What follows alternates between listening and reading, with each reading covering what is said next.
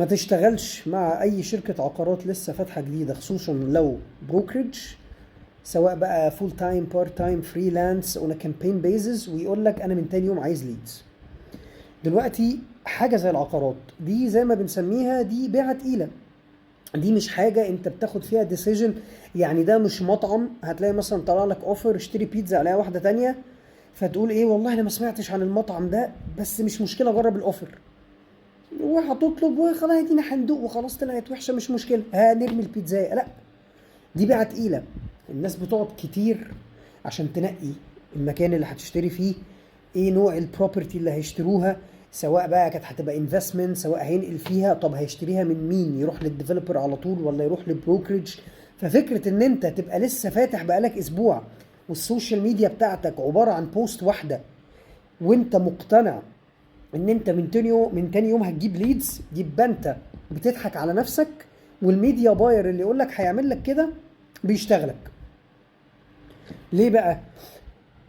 ايه اللي هيخليني افتح زي ما بقول لك سوشيال ميديا بتاع بروكرج شركه لسه جديده، والاقيها مثلا فاتحه بقى اسبوعين ومنزله بوست؟ هو انا ليه هثق فيك ان انا انزل واروح معاك ميتينجز وتفرجني وفي الاخر ادفع لك ادفع ملايين في المكان ده واديك فلوس كوميشن ليه هعمل ده؟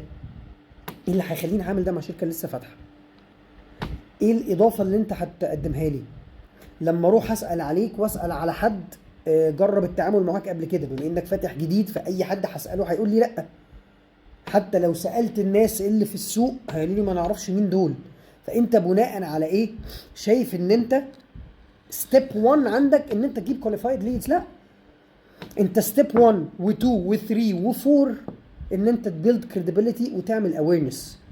فالاول انا هعرف الناس انا مين، هعرف الناس ايه السيرفيسز بتاعتي، هبدا انزل بوست حاجات انفورماتيف اديهم تيبس على لو عايز والله تنفست تشتري في المشروع ده عشان ده كذا كذا كذا، لو عايز تسكن اسكن في المنطقه دي عشان دي الخدمات بتاعتها اللي هتبقى مناسبه ليك، هتبقى مناسبه لزوجتك، هتبقى مناسبه لاولادك.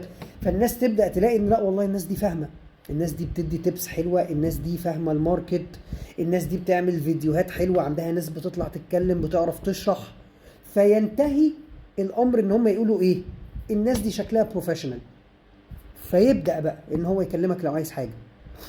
لكن هتشغل اعلان ويطلع يخش على البيج يلاقي ان عندهم بوست او اتنين فيقول لك اه والله الناس دي لسه جديده تعالى روح اجرب في بيعه بملايين معاهم، عمرها ما هتحصل.